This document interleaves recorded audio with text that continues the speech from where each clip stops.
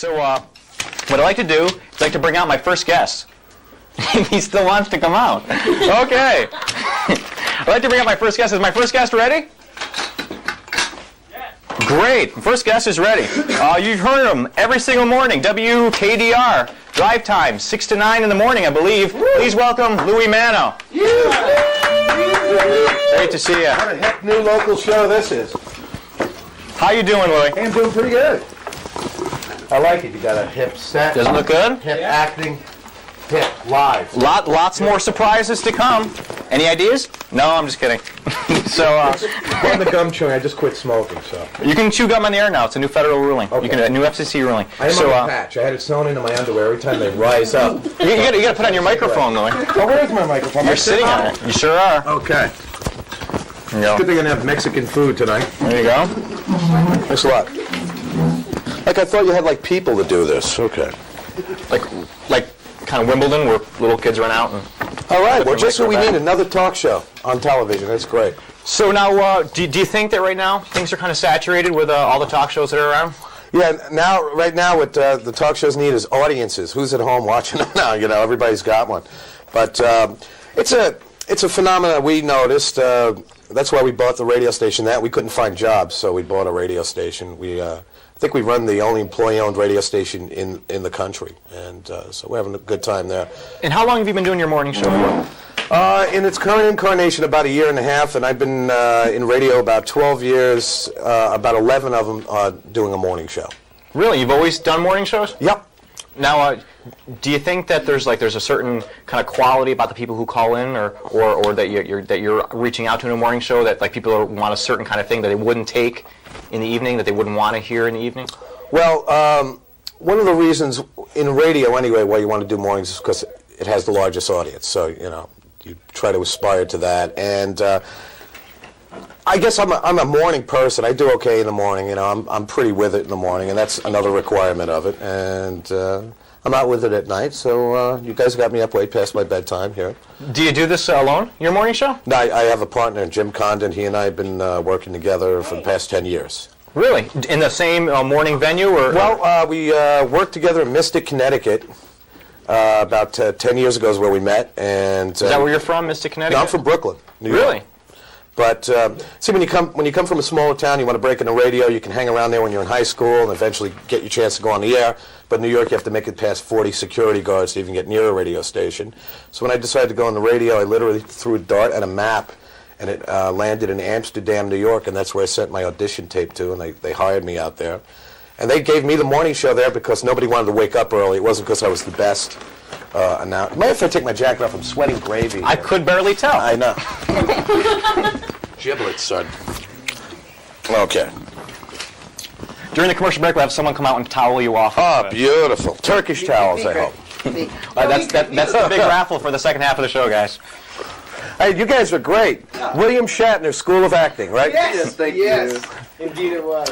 But you see a proliferation of talk shows, and talk radio is also doing very well. We're running a show called Rush Limbaugh. I don't know if anybody's heard about this. This is kind of like a right-wing phenomena right now, and approaches his thing very tongue-in-cheek. But I think the reason why talk radio and talk shows are so, call-in shows especially, are really kicking in is because nobody talks to each other on the street anymore. I mean, neighbors, I live in my neighborhood 2 years. I don't even know my next door neighbors' names. And, it's changed, sure changed from when we were kids.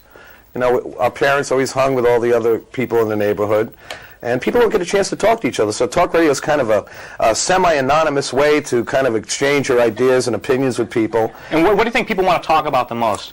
Think they want to talk about the really heavy issues, or they want to talk about 1,000 uses for raisins? Well, both actually. We have different kinds of talk shows. On our morning show we talk about that kind of stuff. We have a midday show hosted by Mark Johnson, which concentrates on politics and issues and things of that nature. People assimilate information and develop an opinion, and I think are very interested in sharing their opinion. And they don't get a chance to do that with their neighbors. People don't have conversations in the laundromat; they fold and leave. So I think this is why talk radio has really kicked in. It's like Alan Berg. This is the guy that was assassinated, the talk show host that was assassinated. said that talk radio is America's last neighborhood, and that's really what it is. It's like an electronic neighborhood. And do you think that the listeners vary from AM radio to FM radio, that there's a big contrast there? Well, types of person, demographically? Format-wise, FM radio has superior audio quality, and as a result has become the dominant, how many people in this room listen to AM radio anymore? Not many. So, hey, you do. Beautiful. Yep. We love you. No megadittos over here, though. Okay, you don't like Rush. No, don't like Rush. But what has happened is that it's become the dominant music format, FM radio. Of course, digital radio is going to replace FM radio pretty soon, so those guys are going to have to come up with something. I've been in FM radio, and FM radio has gotten very formula and very safe. A lot of the radio stations are owned by holding companies now. A lot of them aren't locally owned, so they go with a formula that is very safe, also very sanitized, and it works. Do you want to take some calls? Sure, what the hell? Just some questions, sir. We got a caller coming in. Caller? Caller? We frighten them off. You ought to get a 900 number, make a few bucks off of these calls. I think it was the commercial segment that scared him a little bit. But AM radio is making a comeback because it's not music programming anymore. It's, we're getting either like specialized information stations, news, and talk radio. There's also a lot of comedy, and this radio theater is making a comeback. In fact, I want to talk to you guys about that. We'd like to do a regular radio theater thing with the Garage Theater. Right now, Hitchhiker's Guide to the Galaxy is being turned into a radio theater piece right now. Caller? I am here. You're on the air. You want to talk to Louie? I'd be delighted to talk to Louie. In fact, I'm an old hand at it. Okay. Hey, this sounds like David. It is David. How are you, Louie? See that? It is an electronic neighborhood. This is my neighbor, David. Louie, how are you? I'm doing great. How you doing? I'm up late. This is your neighbor? As Michael Jackson, the talk show host, used to say, once radio gets a picture, it'll beat the daylights out of TV. That's right. That's right. And here we are. That's right. Well, David is a regular caller, and I call him a neighbor because, to expand on that whole idea that our show, our morning shows are kind of like a radio neighborhood. We have the nutty neighbors and the serious neighbors. I thought he was like a real neighbor who lived next door and using our show to call in and borrow your lawnmower. No. I don't know my next door neighbor. Isn't that weird how I know David, not my next door neighbor? What does that say about society, David? Well, I'll tell you, I think that talk radio would have come on just as strongly if it had been sophisticated, even back when neighbors had conversations on the street. But it's kind of replaced that, don't you think? Yeah, I think your point's well taken, but even back when people talked to one another more on the street, with talk radio, you know that between certain hours, there'll be a really interesting conversation going on between people who are interested in the issues of the day. And that's not something that you can count on unless you have a really fantastic group of friends, which, of course, we all try and cultivate as well. But it's comforting to know. Or, in your case, it's comforting to know that there's a wacky group of people taking being wacky seriously at a certain time of day. It is a job. Be wacky. It's hard to be wacky. It's hard work. Look at him work there. He's sweating. I am. I feel like Albert Brooks on Network. Jeez. What do you do for a living, David? Well, actually, I also called to set you straight on one of your top 10 contentions. Who have you killed recently, David? Bodies buried in the backyard will not appreciate your property value. David is in real estate, but there's lots of nitrates there, David. Lots of nitrates. Good for the soil. That's right. You can always find the bodies when the clover grows really well. That's where the body is. Listen, I'll let you go. Let somebody else in. Hey, David, nice talking to you, man. Bye, David. Take care. Now, that's what's cool about my job. See, I would never have known David other than working. Have you and David ever met face-to-face? Yeah, David. See, our radio station, you guys have been on our radio station before, too. We're very accessible. It's locally owned, it's employee-owned, and people understand that. I mean, when we're not doing shows, we're balancing the checkbook, we're tarring the roof. I did that a couple of weeks ago. I'm climbing the tower Sunday to install an antenna, 290 feet up. But it's kind of it's our radio station. We're like in a partnership with the listeners, and subsequently people feel very open about showing up. I mean, we have people in and out of the place all day. When we moved from Winooski to Shelburne Road. when we moved, we literally had people show up to help us carry boxes. Now, how many FM stations could say that? Now, what's going on with like deal offerings from FM stations? You get disgusted and you leave. Is that going to happen? You think you go to an FM station? I own this. I'm part owner of WKDR, so I'm there for the rest of my life. So you have complete creative control. Well, you see, that's now you would think that. I would hope that. You would. Well, we do. I mean, we don't have. I mean, there are weird. We do weird things that I don't want to have to explain to a general manager. I'll give you an example. We do something like we hook a speaker up in a bush and talk to people when they walk by, the talking bush. All right, you guys can understand that. But could you imagine going to some gray suit's office and saying, pardon me, sir, can I requisition some wire and a speaker so that I may have a talking bush? I mean, how do you explain that to somebody? So we don't have to go through that whole drill. We don't have to go through that whole drill. But, we do have to stay within the boundaries of good taste, to the very gray area of it, yes. But what's something you wouldn't do? What's something that you would say, this is a taboo at this point and I don't want to touch on it? Being mean-spirited and hurting people. I would never hurt anybody. Although, what we try to do on the morning show is we poke fun at people that take themselves too seriously. And a good example of that is this Earth Fest thing that went on over at Memorial Auditorium. Now, we had the guy on, and we were just kidding with him. We said, do you know that the floor at Memorial Auditorium is made out of rainforest wood? And the guy just went ballistic on us. But we didn't do it, we didn't do it to hurt the guy. So. You want to take another call? Sure. Caller, you're on the air.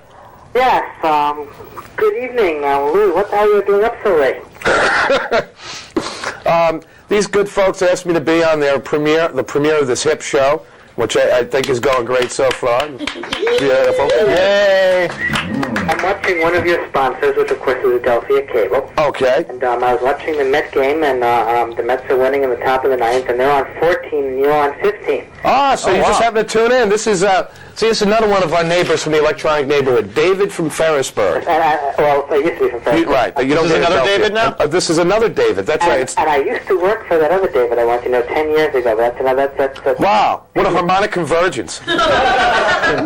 And I got to tell you that seeing you on TV, I can understand why you're on the radio. I expected a jab like that. Well, listen, why don't you put on Nickelodeon? Let's see what's on Nickelodeon.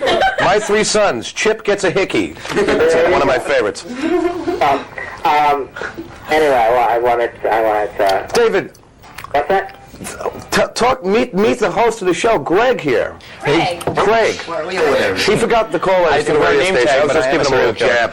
Now, David? Yes. You have a question here for Louie or for us here at the show? Well, I just wanted to say that I think Louie does a very, very good job at WKDR. I think he's providing a service for the community that otherwise would go unmissed by the fact that he blows wonderful bubbles.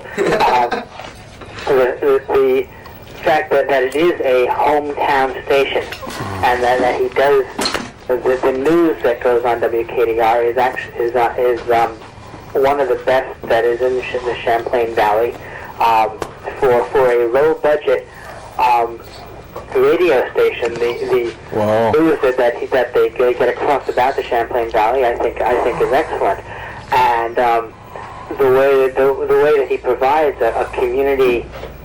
Almost like a community bulletin board, a community sounding board for people to know what's going on in the area. I think is very good. The other day they had a sports, there's a locker room show on Sunday mornings, and they know that I know a little bit about baseball, so they had me come in and up to Larry Ritter, who wrote Glory of Their Times, and interviewed him.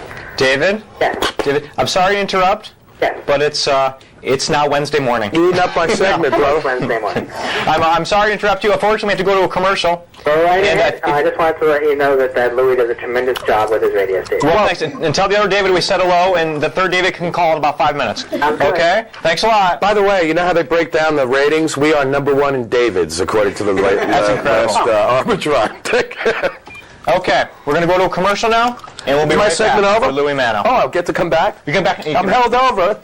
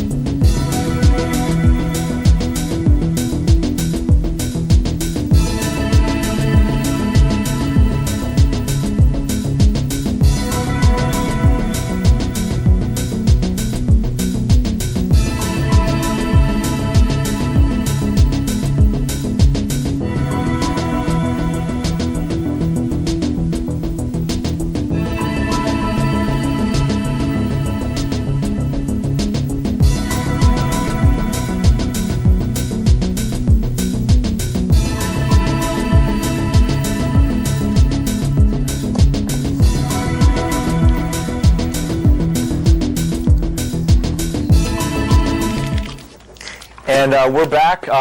Let's see, the Nostalgia Channel. Rin Tin Tin gets fixed. Hey, I taped that last week. So listen, I want to congratulate you guys. Well, first of all, I do want to congratulate you guys. This is something you guys put a lot of work into, and I hope more people watch it. I think being that we're in a remote control generation, a lot of people are going to get a chance to sample it. And it's good to see, local stuff happening. And I applaud you guys. Thank you very much. Thanks for being on the show. When's your show on WPAT? It's on tomorrow morning from 6 to 9 on 1070 a.m. And we don't have blimps, or we don't give away trips to the Hard Rock Cafe in London or anything like that. But while we'd like to, we'll work it into the budget next year. Okay, our audience member here wants prizes. But we're hard-working guys. We live and work in your town, and we need your support. We love it. And I don't have a guest for my show tomorrow. So how about if we can get Garage Theater on tomorrow? You guys want to be on do our radio show? Cut a deal here on the air? Yeah. You can have Margaret, the audience person, and you can probably have one of us too. Okay, good. You guys do parking lot theater for us tomorrow morning, okay? Hey, it's a great way to plug your theater company. You want to get that. Okay, Louie. Plug your TV show. We're there. Hey, listen. Before I go, I want to give you. I quit smoking, and I've been looking for the ultimate candy buzz since I quit smoking. You're gonna love this. Try this. I want you to try this. This is. They're amazing. This is something that I found that. Can I eat it during the band? Sure you can. Okay. Here you go. Candy for everyone. I broke the microphone. Thank you. It's the lemon thing. The lemon thing. Thank you very much. Okay, thanks a lot, Louie. Thanks a lot, pal. All right, WKDR.